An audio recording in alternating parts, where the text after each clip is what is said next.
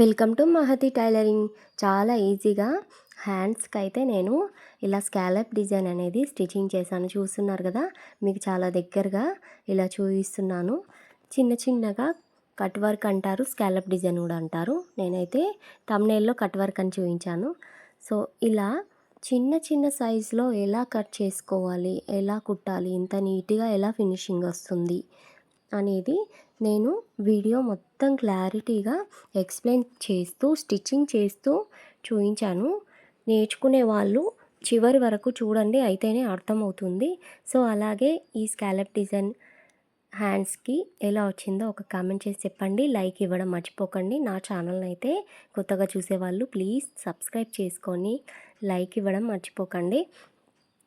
ఎవరికైనా మీ ఇంట్లో నేర్చుకునే వాళ్ళు ఉంటే వాళ్ళకు షేర్ చేయండి, వీడియో ఉపయోగపడుతుంది. సో చూడండి, నేను ఈ బ్లౌజ్ హ్యాండ్స్కి మధ్యలో బార్డర్ వచ్చింది చూడండి, 2 సైడ్స్ బార్డర్ వచ్చింది కదా, ఆ బార్డర్ మధ్యలో ఇలా ప్లెయిన్గా ఎక్కువగా లెంత్ ఉండడం వల్ల నేనేం చేశానంటే ఆ లెంత్ తగ్గించడానికి నేనైతే సైజు కోసం ఇలా చాక్ పీస్తో డ్రా అయితే చేసుకుంటున్నాను.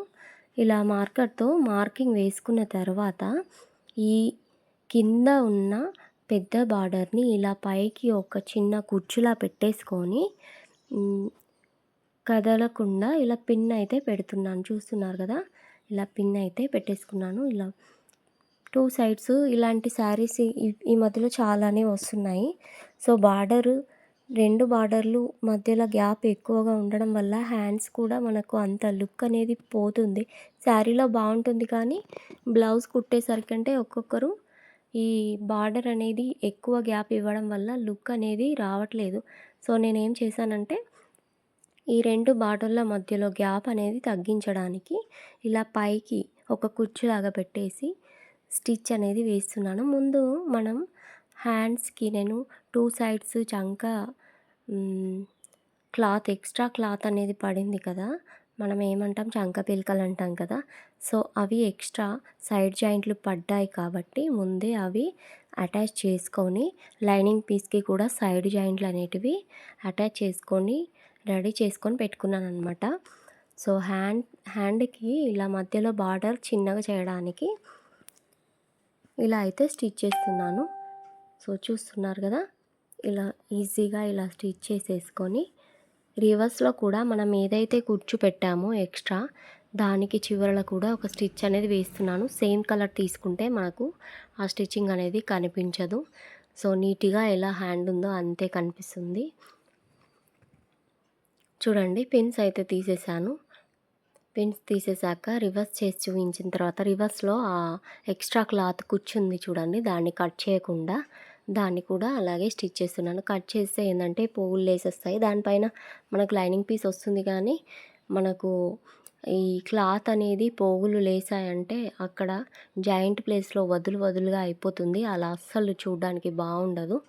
సో వెనుకకు వేసిన కుచ్చు అనేది నేను నీట్గా ఇంకొక సైడ్ కూడా ఇలా స్టిచ్ చేశాను. ఇప్పుడు ఇలా స్టిచ్ చేశాక లైనింగ్ పీస్ తీసుకొని ఈ స్కాలప్ డిజైన్లో చాలామంది ఏంది ఎవరైనా ఈ క్యాన్వాస్ పేపర్ అనేది యూజ్ చేస్తారు. నేను కూడా ఇంతకుముందు ఈ డిజైన్ కుట్టినప్పుడు క్యాన్వాస్ పేపర్ డిజైన్ చేశాను. సో క్యాన్వాస్ పేపర్ నా దగ్గర ప్రస్తుతానికి లేదు కాబట్టి, లేకుండా కూడా మనకి ఇలా బార్డర్ ఎప్పుడైనా మంచిగా థిన్‌గా క్లాత్ వచ్చిందనుకో, బార్డర్ వచ్చిన క్లాత్‌కి ఈ స్కాలప్ డిజైన్ అనేది ఈజీగా సెట్ అయిపోతుంది. మన క్యాన్వాస్ పేపర్ ఏం పెట్టాల్సిన అవసరం లేదు. బార్డర్ మంచిగా థిన్‌గా ఉంది కాబట్టి నేను క్యాన్వాస్ పేపర్ అవసరం లేదని చెప్తున్నాననమాట. సో బార్డర్ ఇలా థిన్‌గా లేకపోతే ఖచ్చితంగా క్యాన్వాస్ పేపర్ పెట్టాల్సిందే. ఆ స్కాలప్ డిజైన్కి బార్డర్ థిన్‌గా ఉంది కాబట్టి నేను పెట్టట్లేదు. ఈ పాయింట్ గుర్తుంచుకోండి. ఏ క్లాత్ కంటే ఆ క్లాత్కి క్యాన్వాస్ పేపర్ లేకుండా స్కాలప్ డిజైన్ అయితే రాదు. సో నేను చేతి రౌండ్ కిందికి మిడిల్లో ఇలా ఖర్చు పెట్టుకున్నాను కదా, ఖర్చు పెట్టుకున్న తర్వాత కిందికి ఒక 1/2 ఇంచ్ గ్యాప్తో స్కేల్తో ఇలా నీట్గా పొడవుగా ఒక లైన్ అయితే గీసేసాను. చూస్తున్నారు కదా, నిటారుగా ఒక లైన్ గీసేసాక మిడిల్లో నేను ఖర్చు పెట్టుకున్నాను చూడండి, దాన్ని కూడా ఇలా నిటారుగా ఇలా అయితే మార్క్ వేసుకున్నాను. సో మనకి హ్యాండ్స్ కిందికి చేతి కిందికి 2 సైడ్స్ సమానంగా వచ్చే విధంగా మధ్యలో ఇలా ఒక మార్క్ వేసుకున్నాను. నేనైతే మామూలుగా మన దగ్గర కూల్ డ్రింక్స్ క్యాప్స్ ఉంటాయి కదండీ!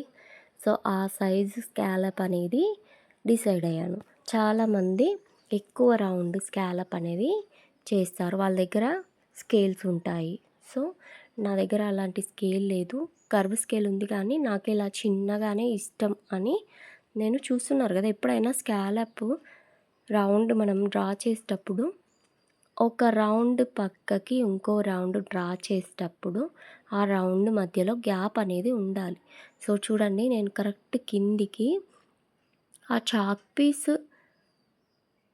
ఎండింగ్ అనేది ఈ రౌండ్ ఎండింగ్ అనేది ఆ చాక్ పీస్ తోటి 1/2 ఇంచ్ గ్యాప్‌తో నేను డ్రా చేశాను కదా! ఆ ఎండింగ్ అనేది ఆ చాక్ పీస్ కరెక్ట్‌గా హ్మ్, దానికి టచ్ అయ్యే విధంగా డ్రా అయితే చేసుకున్నాను. నేను దగ్గర నుంచి చూపిస్తున్నాను మీకు అర్థం కావాలని. సో, చూడండి ఇలా అయితే నేను ముందుగా డ్రా చేసింది మొత్తం చూయించాను. తర్వాత నేను ఎలా డ్రా చేస్తున్నాననేది వీడియో చూపిస్తున్నాననమాట. సో, చూసి ఒకసారి ట్రై చేయండి మీరు కూడా.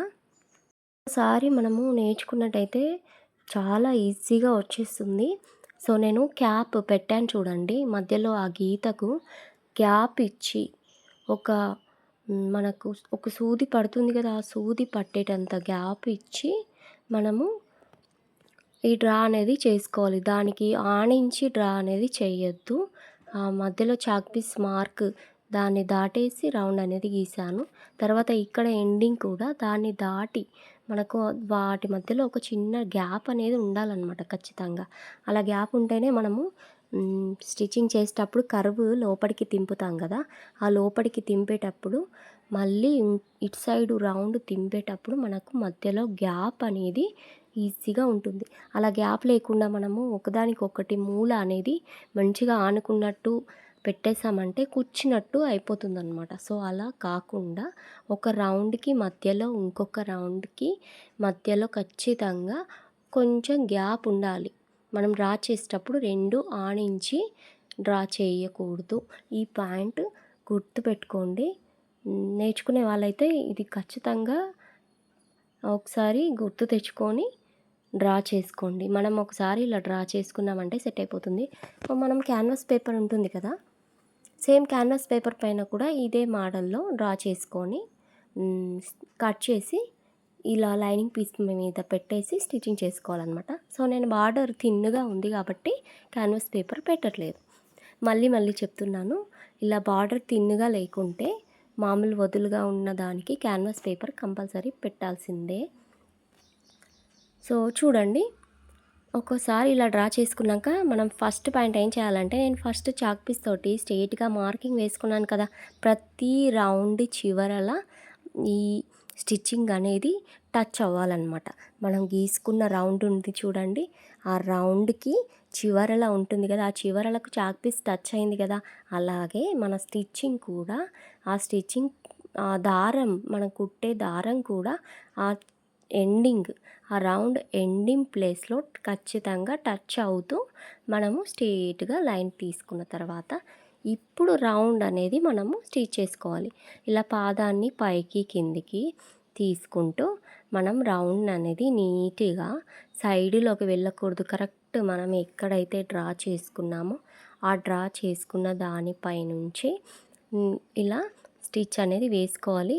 సో, నేను చెప్పేది మీరు జాగ్రత్తగా వింటున్నట్టయితే మీకు అర్థమవుతుంది. నేర్చుకునే వాళ్ళు ఇంట్రెస్ట్ ఉన్న వాళ్ళైతే ఖచ్చితంగా ఫాలో అవ్వండి. ఈజీగా నేర్చుకుంటారు. ఈ హ్యాండ్‌కే కాకుండా మనము గల్లా నెక్ పైన గల్లా ఉంటుంది చూడండి. దానికి కూడా మంచిగా మనం క్యాన్వాస్ పేపర్‌ని ముందుగా కట్ చేసుకొని డ్రా చేసుకోవాలన్నమాట. ఈ స్కాలప్ డిజైన్ మనము డ్రా చేయడం ఒక ఎత్తు. డ్రా చేసిన తర్వాత కరెక్ట్ దానిపైన స్టిచ్చింగ్ వేయడం ఇంకొక ఎత్తనమాట. ఖచ్చితంగా డ్రా చేయగానే మనకు స్టిచ్చింగ్ అనేది వచ్చేసినట్టు కాదు. సో, ఖచ్చితంగా స్టిచ్చింగ్ మాత్రం రౌండ్స్ ఒక కార్నర్ ఎండ్ అయిందంటే ఆ ఎండ్ అయిన కార్నర్ నుంచి మరీ ఇట్లా లోపలికని తీసుకోవద్దనమాట. కార్నర్‌ని లోపలికని తీసుకుంటే మనకు ఈ స్కాలప్ రౌండ్ అనేది బయటకు తీసేటప్పుడు సరిగ్గా బయటకు రాదు. చూస్తున్నారు కదా, ఇలా మనము రౌండ్ లోపలికి స్టిచ్ చేసేటప్పుడు మరీ లోపలికి తీసుకోవద్దు. ఎక్కడైతే ఎండ్ అవుతుందో ఆ ఎండ్ అయిన ప్లేస్ నుంచి ఇంకొక రౌండ్ తీసేసేయాలి. లోపలికి ఒక స్టిచ్, ఇప్పుడు ఒక స్టిచ్ మధ్యలో ఇంకో స్టిచ్ ఉంటుంది కదా, అలాంటి 2 స్టిచ్లు దానిపైనే పడకూడదు. ఎక్కడైతే ఎండ్ అవుతుందో ఆ ఎండ్ అయిన సూది దారం నుంచి ఇంకొక రౌండ్ అనేది స్టార్ట్ చేయాలి కంపల్సరీ. లోపలికి తీసుకుంటే మనకు తర్వాత ఇలా స్కాలప్ చేసిన తర్వాత మనం బయటకు తీస్తాం కదా, రివర్స్ చేస్తాం చూడ, అప్పుడు ఇబ్బంది అవుతుంది. ఇలా కట్స్లో అయితే పెట్టుకోవాలి. ఇలా కుట్టేసిన తర్వాత నేను కిందికి 1/2 ఇంచ్ గ్యాప్తో స్ట్రేట్గా లైన్ వేశాను కదా, కొద్దిగా ఎక్స్ట్రా ఉన్నదాన్ని కట్ చేసి మనకు ఇచ్చిన రౌండ్స్ ఉన్నాయి చూడండి, ఆ రౌండ్ పైన మనం కుట్టుకున్న కుట్టు దారం కట్ అవ్వకుండా ఖర్చులు అనేటివి పెట్టుకోవాలన్నమాట. ఖర్చులు పెట్టుకున్న తర్వాత చూడండి, ఇలా ఒక ఫింగర్తో మంచిగా రౌండ్గా మనము ఎక్కువ నెట్టద్దనమాట. బాగా ఇట్లా నెట్టేస్తే పోగులు అనేటివి సడన్గా ఊడొచ్చేస్తాయి బయటకు. అలా చూడడానికి బాగుండదు. నీట్గా మెల్లిగా కొంచెం ఓపికతో స్టిచ్చింగ్ చేయాలన్నమాట. లేదు నేను చేసేస్తాను అని స్పీడ్గా మనము ఫింగర్ తోటి గట్టిగా లోపలికి బయటకు అంటామంటే పోగులు అనేటివి వచ్చేస్తాయి. సో ఈ కార్నర్ దగ్గర మనము క్లాత్ని ఇట్లా వదలు చేయాలన్నమాట. ఇట్లా వెనకకి ముందుకు అనేస్తే మంచి రౌండ్ అనేది షేప్ వస్తుంది. సో ఇలా రివర్స్ తీయగానే స్కాలప్ డిజైన్ వచ్చేసినట్టు కాదు, కంపల్సరీ కాదు. ఇలా రివర్స్ తీయగానే మనం ఏం చేయాలంటే, ఇప్పుడు ఆ రౌండ్ మీద నుంచి చివరన నుంచి స్టిచ్ అనేది వేసుకోవాలి. నా దగ్గర ఇలా నీడిల్ ఉంది, మగ్గం వర్క్ నీడిలు. సో ఆ నీడిల్తో క్లాత్ని ఆ రౌండ్ని ఇలా షేప్ ఇస్తూ ఫింగర్తో అదిమి పట్టేసి చివరల స్టిచ్ వచ్చే విధంగా ఇలా ఒక్కొక్క రౌండ్కి నీడిల్తో రౌండ్ని మంచిగా రౌండ్ వచ్చే విధంగా చేశానన్నమాట. సో చూడండి ఎంత వర్క్ ఉంటుంది. మనం ఒక డిజైన్ కుట్టేస్తారు కదా అని అనుకుంటాం, కానీ ప్రతి ఒక్క చిన్న దానికి కూడా మనము వర్క్ చేయాల్సి వస్తుంది. ఒక పని పర్ఫెక్ట్గా రావాలంటే మనము దాని వెనుక మన శ్రమ చాలానే ఉంటుంది. చూసే వాళ్ళకు అదే డిజైన్ కదా అని వాళ్ళు మాటలతో ఇలా అనేస్తారు, కానీ ఒక డిజైన్ కుట్టాలంటే దాని వెనుక మనకు శ్రమ బాగానే ఉంటుంది. అది టైలరింగ్ నేర్చుకునే వాళ్ళకు బాగానే అర్థమవుతుంది. మామూలుగా నేర్చుకునే వాళ్ళకు అర్థమవుతే సరిపోతుంది.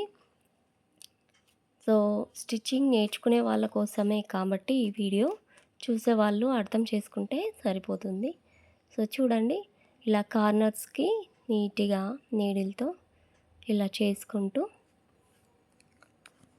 చివరల మనం వేసే కుట్టు అనేది ఆ రౌండ్కి చివరల కుట్టాలన్నమాట. సో నేను ఒక హ్యాండ్ ఖచ్చితంగా పర్టిక్యులర్గా ఎలా డ్రా చేసుకోవాలి, ఎలా స్టార్టింగ్ నుంచి చివరి వరకు ఎక్కడ కూడా వీడియో మిస్ చేయకుండా నేను మీకు చూపించాను. ఇంకొక హ్యాండ్ అయితే ఆల్రెడీ స్టిచ్ చేసేసుకున్న తర్వాత చివరలో చూపిస్తాను. ఈ యొక్క హ్యాండ్కి వీడియో లెంత్ అవుతుంది. సో 2 హ్యాండ్స్ వీడియో అనేది తీయలేదు. నేను ఒక హ్యాండ్కి ఎలా డ్రా చేసుకోవాలి, ఎలా రౌండ్ చేసుకోవాలి అని క్లారిటీగా చెప్పాను. ఆల్రెడీ ఇంకొక హ్యాండ్ కూడా చూపిస్తే ఇదే ప్రాసెస్ ఉంటుంది కదా. సో 2 హ్యాండ్స్ చూపించినా మీకు అర్థమవుతుంది, ఒక హ్యాండ్ చూపించినా మీకు చెప్పాల్సింది అదే. మళ్ళీ అదే మాట్లాడడం వేస్ట్ అన్నమాట. మీరు ఒకటి నేర్చుకుంటే ఇంకోటి ఎలాగో సేమ్ అదే ఉంటుంది కాబట్టి నేను ఒకే హ్యాండ్ అనేది స్టిచ్చింగ్ చూపిస్తున్నాను. సో చూడండి, ఎండింగ్ కూడా మనం నీట్గా చేసుకోవాలి. సో మన కర్వ్ అనేది ఒక్కొక్క హ్యాండ్కి వాళ్ళ రౌండ్ పొడవుని బట్టి కర్వ్ అనేది ఎండ్ అవుతుంది. కర్వ్ ఎలా ఎండ్ అయినా సరే, మూలలో ఎండ్ అయినా, మిడిల్లో ఎండ్ అయినా, క్రాసింగ్లో ఎండ్ అయినా అలాగే చేయండి. స్ట్రేట్గా తీసుకెళ్ళకండి. ఖచ్చితంగా ఇలా ఎండ్ చేస్తేనే మనకు 2 హ్యాండ్స్ ఇలా మలిచి పెట్టేస్తే కరెక్ట్గా ఉంటాయన్నమాట. సో లైనింగ్ పీస్ నేను అటాచ్ చేసేస్తున్నాను. ఇలా లైనింగ్ పీస్ అటాచ్ చేసిన తర్వాత ఎక్స్ట్రా క్లాత్ అనేది చూడండి ఎంత బాగా వస్తుంది. స్కాలప్ డిజైన్ వచ్చేసింది. పూర్తిగా డిజైన్ అనేది నేను స్టిచ్ చేసేసాను క్యాన్వాస్ పేపర్ లేకుండానే. సో ఎక్స్ట్రా క్లాత్ అనేది కట్ చేస్తున్నాను. మీకు బార్డర్‌లో కాకుండా ఇలా రెడ్ క్లాత్, ప్లెయిన్ క్లాత్ మీద ఇక్కడ చూస్తున్నారు కదా! స్కాలప్ రౌండ్ ఎంత బాగా అనిపిస్తుందో. మీకు ఈ డిజైన్ స్టిచ్చింగ్ చేయడం ఎలా అనిపించిందో కామెంట్ చేసి అయితే చెప్పండి. లైక్ ఇవ్వండి నా వీడియోకి. అలాగే 2 హ్యాండ్స్ స్టిచ్ చేశాక నేను చూపిస్తున్నాను చూడండి. ఇలా వచ్చాయి. నేను స్టార్టింగ్‌లో కూడా చూయించాను. హ్మ్. ఇలా స్టిచ్ చేసేసాను. మధ్యలో గ్యాప్ ఇచ్చాను కదా! స్టార్టింగ్‌లో చూయించాను కదా! మధ్యలో ఎక్కువ ప్లెయిన్ గ్యాప్ వచ్చింది కాబట్టి మధ్యలో కుచ్చు పెట్టేశాను. నేనెప్పుడైనా హ్యాండ్స్ 2 లైనింగ్ పీస్‌కి అటాచ్ చేసిన తర్వాతే చంక డౌన్ అనేది తీస్తాననమాట. సో, ఈ వీడియో నేను షార్ట్‌లో కూడా పెట్టాను. వీడియో చూసే వాళ్ళైతే ఈ షార్ట్ చూసిన వాళ్ళైతే వీడియోని ఇక్కడికి స్కిప్ చేసేసుకోండి. సో, ఖచ్చితంగా ఇలా కొత్తగా నేర్చుకునే వాళ్ళకు ఇది చాలా మంచి టిప్ అండి. మనం బ్లౌజ్ కట్ చేసేటప్పుడు చంక డౌన్ ముందే కట్ చేస్తే స్టిచ్చింగ్ చేసేటప్పుడు చాలా కన్‌ఫ్యూజ్డ్‌గా ఉంటుంది కొత్తగా నేర్చుకునే వాళ్ళకు. సో, ఇలా ట్రై చేయండి. ఎప్పుడైనా మనం ఈ బ్లౌజ్‌లో శారీ కలర్ అనేది వెనుకకొచ్చే విధంగా కనిపించకుండా వెనుకకు పెట్టేసుకొని ఇలా 2 సైడ్స్ మంచిగా ఒకదానికొకటి రివర్స్‌గా పెట్టేసుకొని చంక డౌన్ తీస్తాను. Thank you for watching. Like ఇవ్వండి.